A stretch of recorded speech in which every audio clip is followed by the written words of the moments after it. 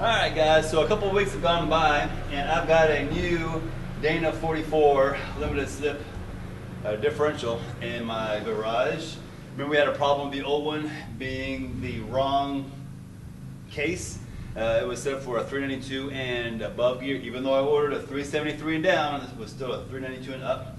So I found this guy on eBay that rebuilds these things, and I got a rebuilt limited slip unit from him. It's supposed to have brand new clutches and all that kind of stuff, so cross your fingers, let's hope this thing works. But as you can see, it is the exact same height on that ring gear mounting flange. So before we mount the ring gear, I'm going to go ahead and show you my quick homemade press for what it is, and we'll go ahead and press the new bearings on here. I got lucky and scored an open box of carrier bearings from Yukon Gear. So that's pretty cool. Jeep stuff will fit your old CK5 as long as it's not the Super 44 Dana. The Super 44s are different than the regular 44s. Make sure it's a regular 44. So let's press this thing on.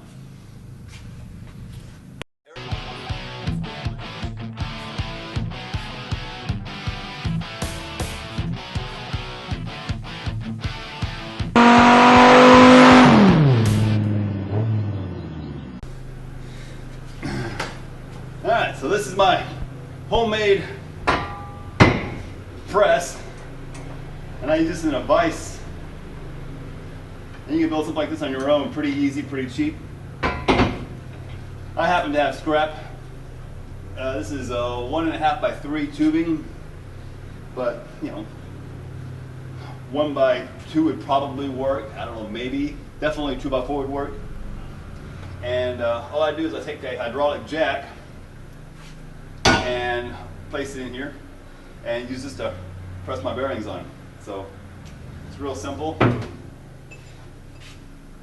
Just gonna line this guy up here, and let me find my socket that I use. Okay, this socket is a 1 7/16 socket. Make sure you put make sure you put your bearings on like this, and not like that. That would screw them up. Put them on like this. Make sure everything's clean. And how could you bury me this way? Pack up everything I said unto myself. Just don't slip, and I'll be fine. I'm fine without all of these hypocrites. all right. So now that both bearings are pressed on, this out of the way, and we'll install our ring gear. All right. Yeah, make sure your ring gear is nice and clean. I cleaned this last time, so it's good. All right. I'm just going to pull this ring gear up.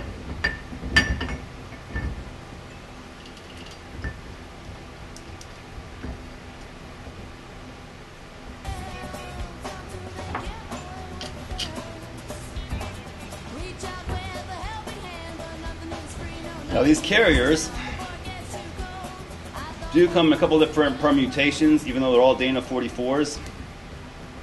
This one has 3/8 inch bolts, which is appropriate for an old Chevy truck.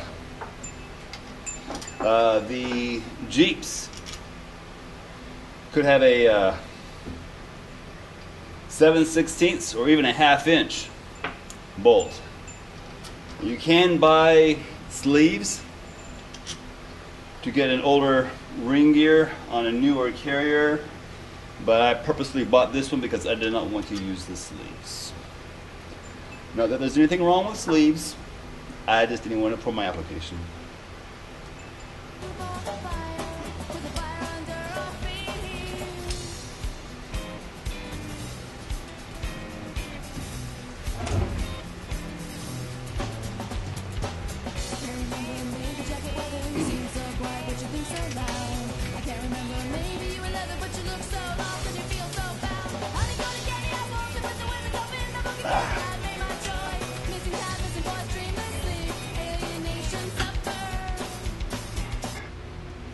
Here it is, the moment of truth.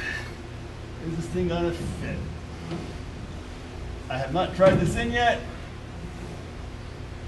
I should be doing this a lot. There we go. Right in there. Alrighty. Go ahead and get these caps in place.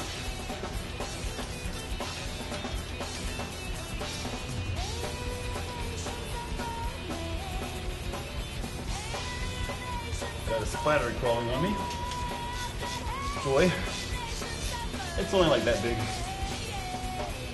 That big. Crap. And it's a black one.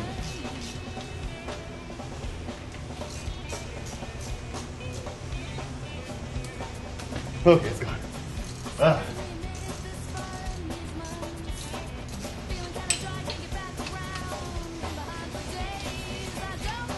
Alright, now with all 4 cap bolts snugged up, we can check for a lash.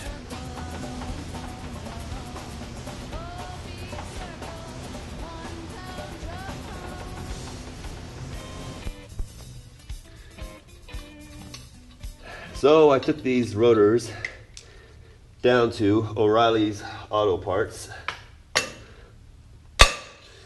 and had them look at them, and they didn't want to machine my rotors because they said the groove was too deep and that it wouldn't come out even if they turned it down to minimum thickness. I measured them. It was going to be close, but they still didn't want to touch them. I think they were just lazy. But for 30 bucks a rotor, you know, I'll just pop these off and buy brand new ones from GM. They're $35 on Amazon, so I might as well just get new ones, right?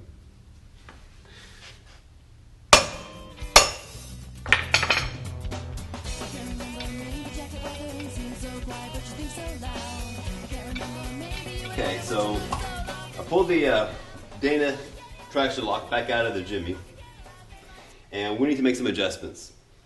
I hope none of you guys thought this thing was going to drop into place without any shimming whatsoever. That's probably a a pipe dream there. So what we're going to do is we're going to go ahead and pull off these bearings that we just pressed on, and we're going to try on some shims. Okay, I'm going to start by using the shims that I came off with my old carrier. So this is the right side, and I've got 2 on the left side, so we'll see how this goes. When I say right side, driver's side, passenger side. Okay, so anyway, instead of pulling these things off with a jaw puller, you definitely want to see about getting one of these carrier bearing pullers. These things are awesome. It's like a clamshell design. You stick your pilot on top.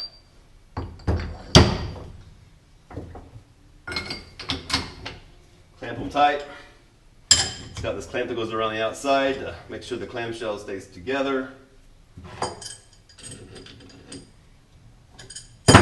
And I'm just using a little DeWalt 1/4" impact gun, and we'll see if we can knock this thing off. It's gonna be loud, so hang on.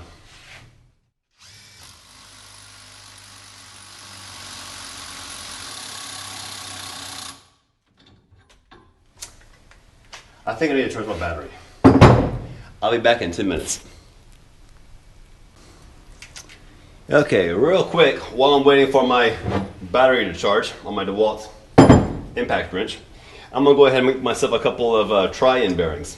These are the old bearings from the original carrier, and yeah, looking at the race, they're not good. The race is pitted, so these things are shot.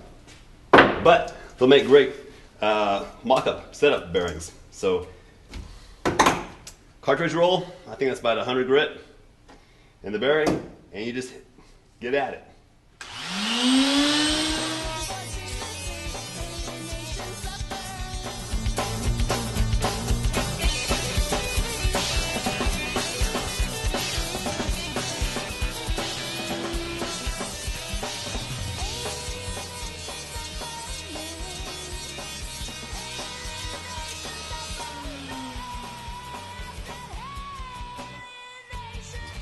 The goal is to remove just enough material from the inside so this thing will just drop on and pop back off without a whole lot of effort. If you can tap it with a hammer, that's a pretty good amount of effort. But you don't really want to have to use this puller assembly all the time, which can be a real pain in the butt. So just enough to get it on and off with a minimal amount of effort.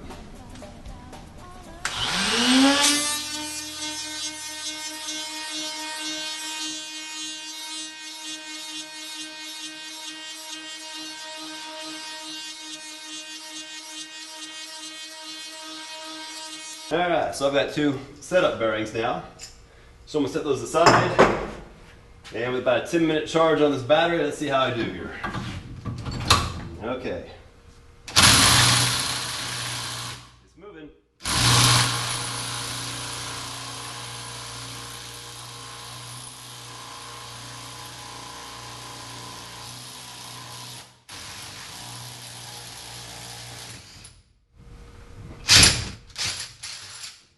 Alright.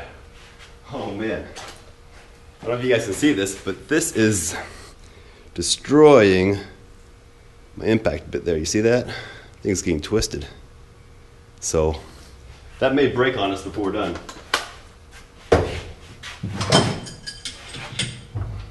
So loosen up the collar, undo the clamshell, pull that out, and there's my bearing. Good as new. So we'll set that aside. And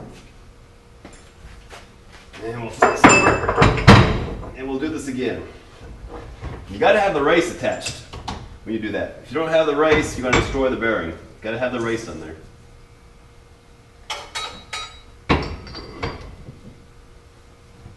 This thing's going to fit up nice and snug. You see here, it's going to grab the bottom of the bearing underneath.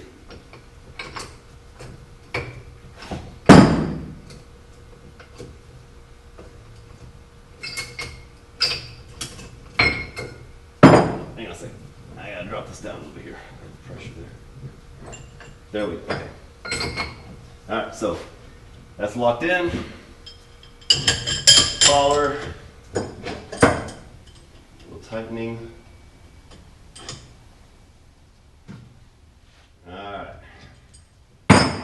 Will this bit last one more time here? Let's try it. Tell you what. Safety glasses, just in case it flies apart.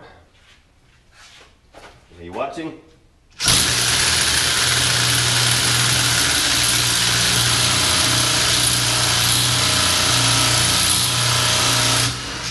Up, and it broke.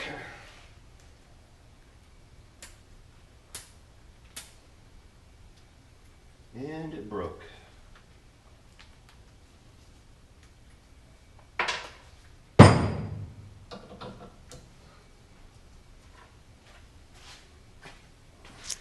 Alright, so I don't have another one of these bits here, so I gotta make a run to Home Depot.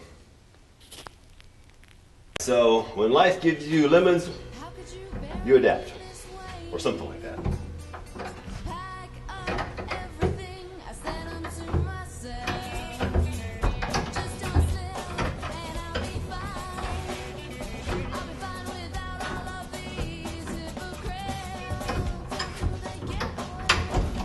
There we go.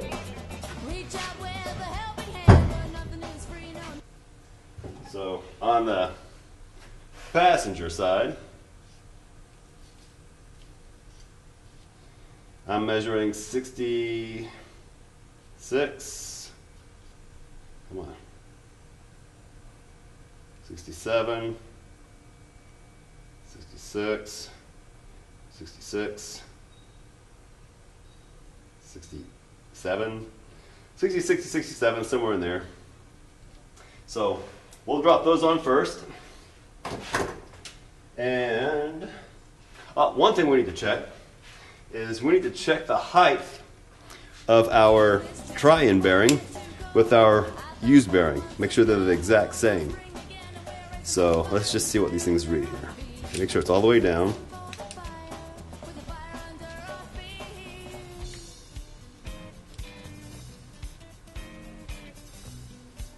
It's good reading here if you can. 1071.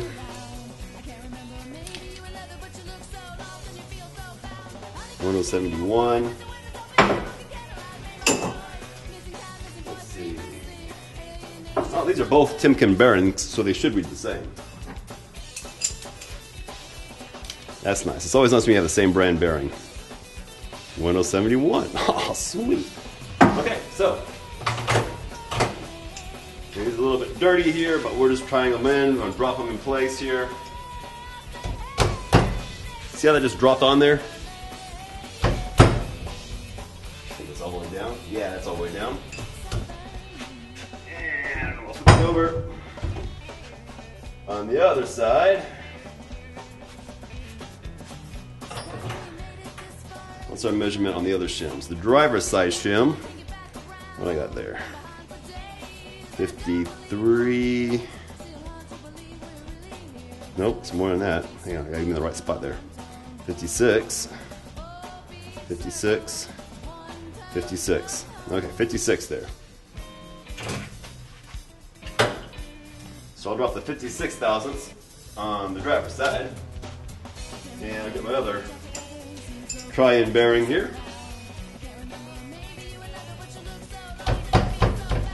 Give just a little love tap.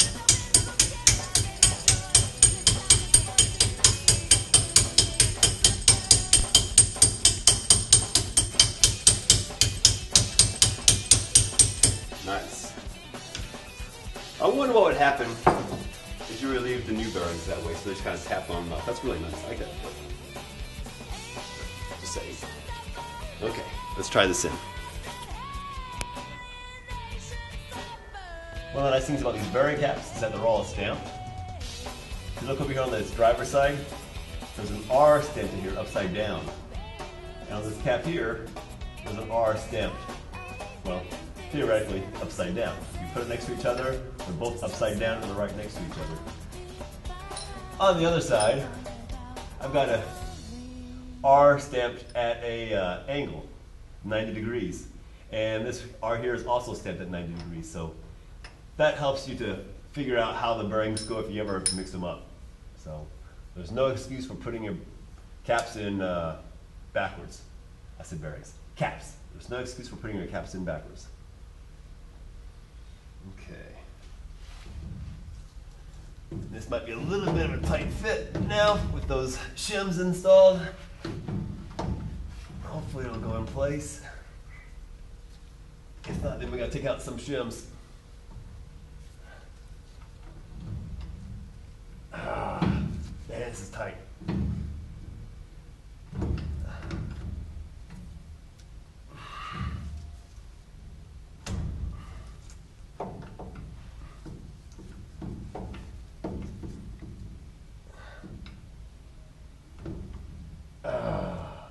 Not going to go. So, we're going to take out an equal number of shims from either side, and we'll try it again. All right, well, I took 6 thousandths out of either side, which is 12 thousandths total. Let's see if that'll be enough for me to slide this thing in place. Still gonna be tight. Man. Oh, it's gonna go though. It's gonna be a tight one. Yeah. But you want it to be tight. You want it to be snug. You don't want any extra play in there.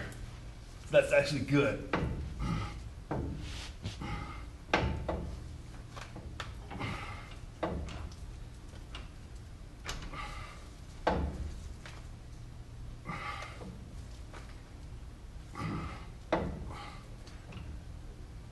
Oh man, that is snug. Snug as a bug in a rug.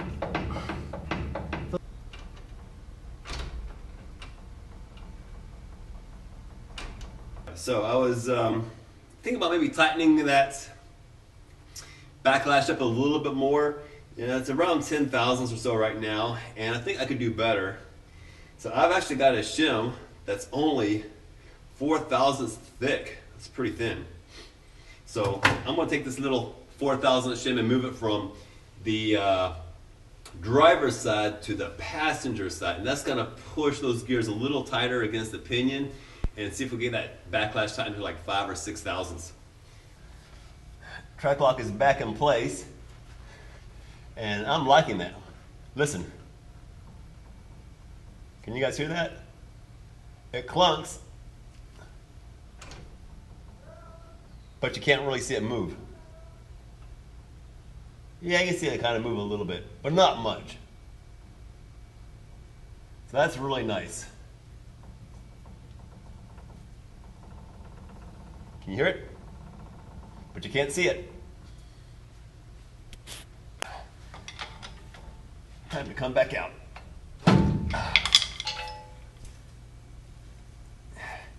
And it's coming out because we got to put the real bearings in there, not the try-in bearings.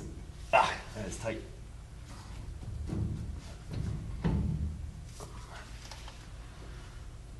There we go. Okay.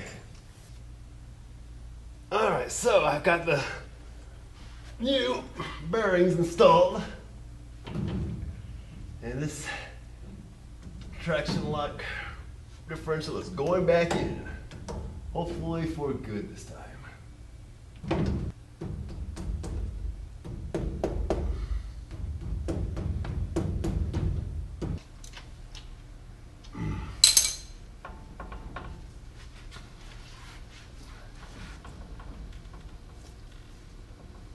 Sometimes your lash will change when you install your final bearings, so I'm just double checking it. That works still pretty good. I think it may have loosened up just a hair, but not much. And these are used gears, so I don't expect them to break in any. The bearings will loosen up a little bit, granted, but I think that's pretty good.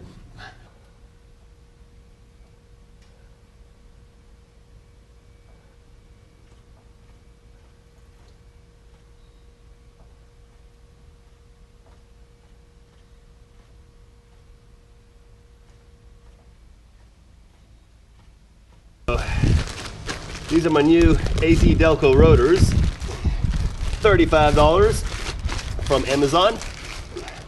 They look pretty nice.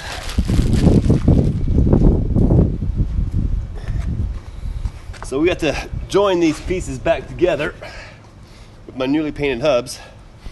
These things gotta sit on there like that, and they get pinned in from the back side. So we're gonna flip this over. And we're going to reuse our original wheel studs. I'm just going to throw a little bit of grease on the threads because we're going to use our impact driver to drive them all the way in tight.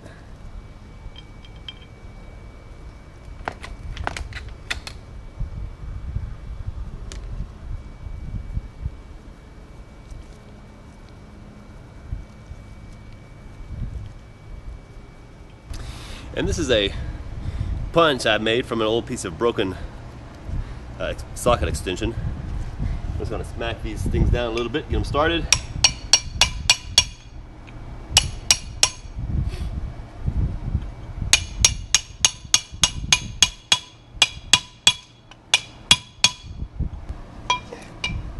And as you can see, we're still loose right now. So we're going to use a few washers. About 4 there. And one of the original lug nuts here. And crank her down.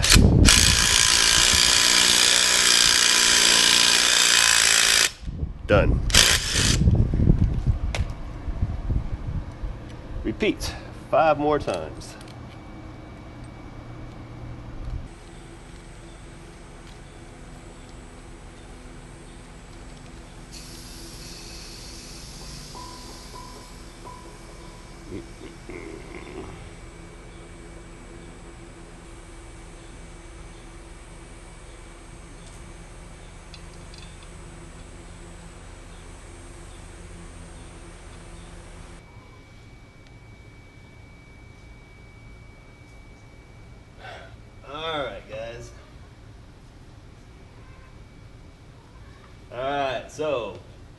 limited slip gear oil going into place here. I'm finally done with this front axle.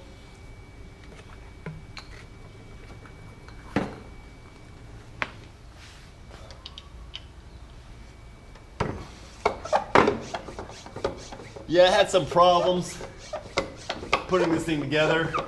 I had one spindle that was destroyed when a previous owner didn't tighten the spindle nuts down properly. Oh, come on. All the way in there. Hang on, I'm leaking. I'm leaking.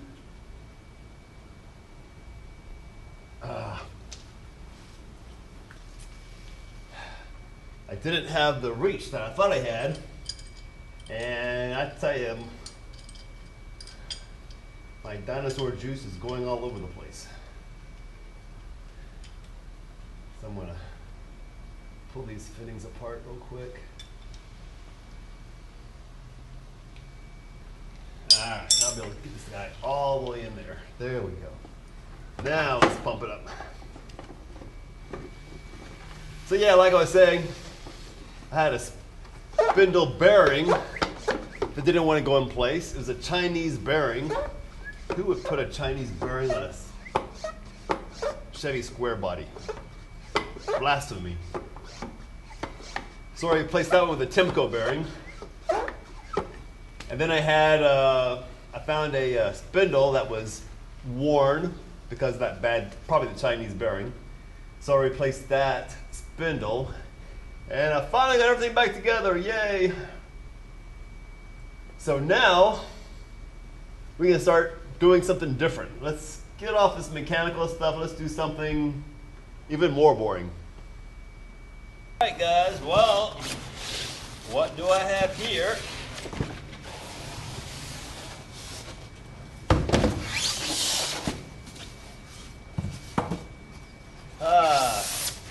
Yes. We'll be having fun in our next episode, so stay tuned. Hit that like button and that subscribe button, and I'll see you guys again real soon. Thanks for watching.